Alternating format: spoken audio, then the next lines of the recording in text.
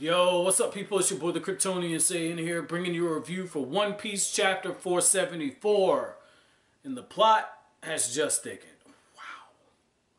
Blackbeard replaces Crocodile. Not surprised by that. Not surprised. Matter of fact, I think that was even mentioned before. I just forgot it, but not surprised by that. Because, I mean, Ace was going after him.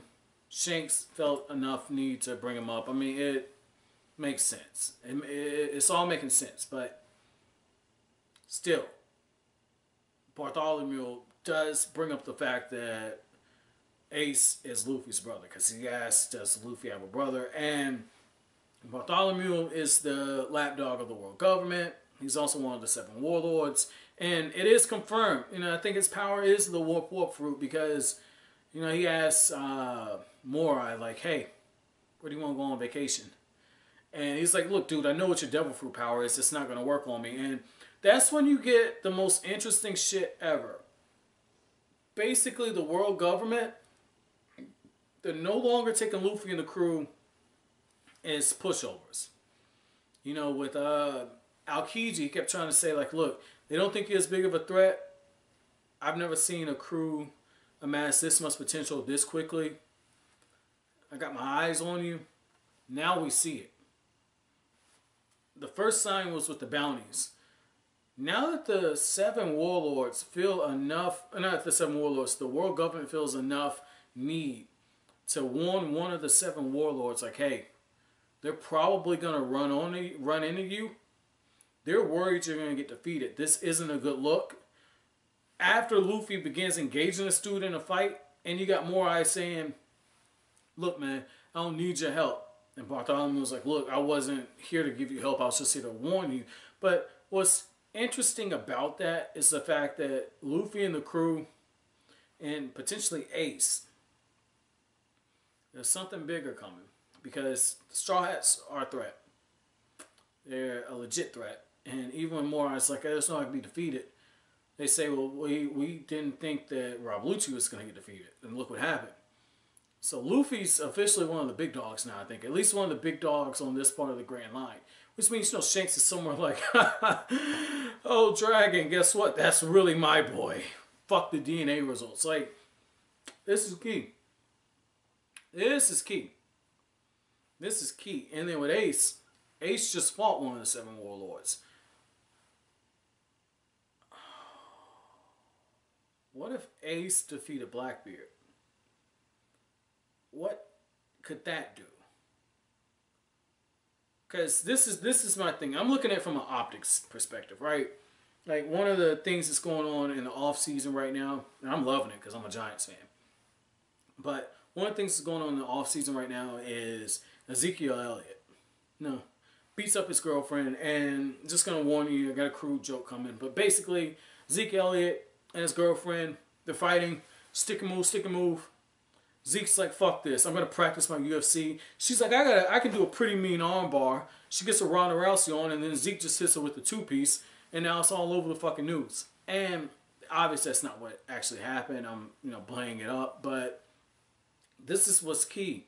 The NFL just took a L, even though they won the whole thing with Tom Brady and the Ray Rice stuff. It's an optics thing.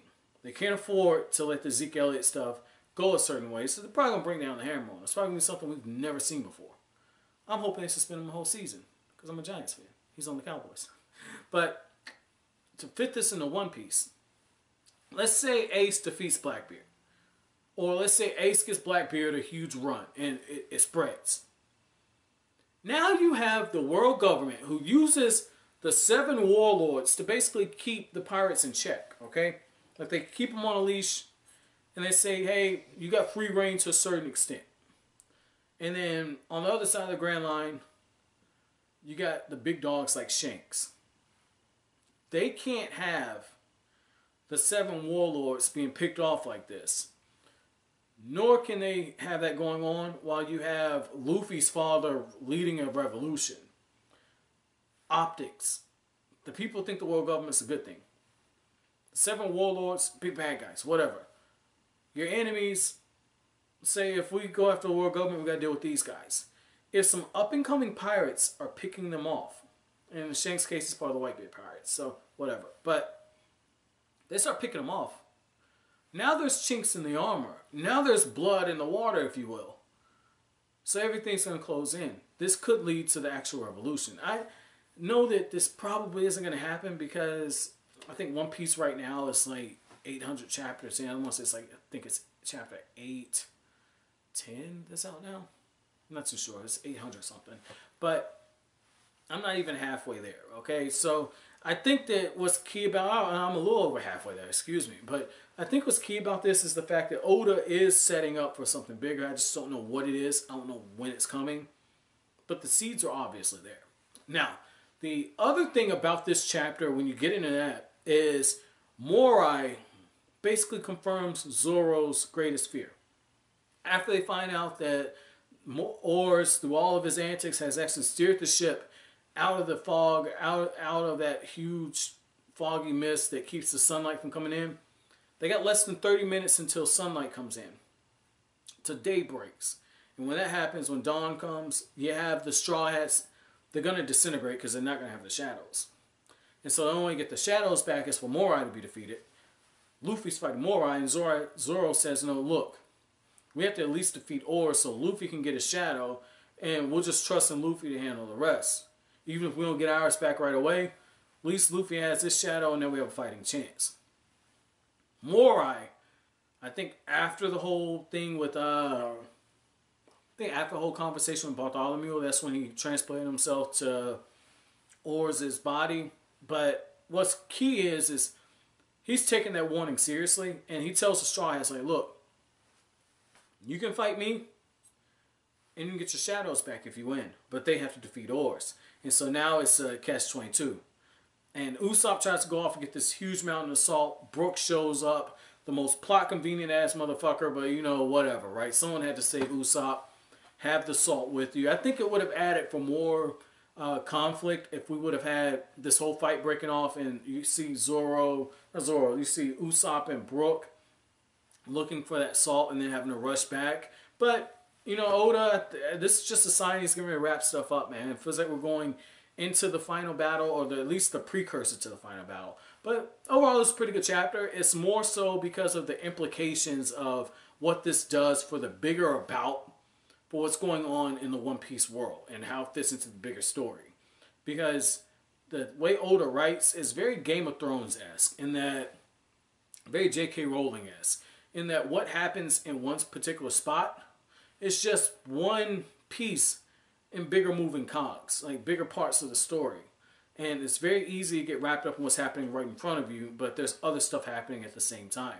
And even small stuff that's happening right in front of you that you're not paying attention to doesn't have a bigger role going forward in the future. So this is key, man. So my question to you guys is, what was your thought to the news that the world government is actually taking Luffy and the others seriously, and that Blackbeard has replaced Crocodile? But as always, guys, if you like anything I had to say, don't forget to comment, rate, subscribe, share. Thank you so much for watching to the end.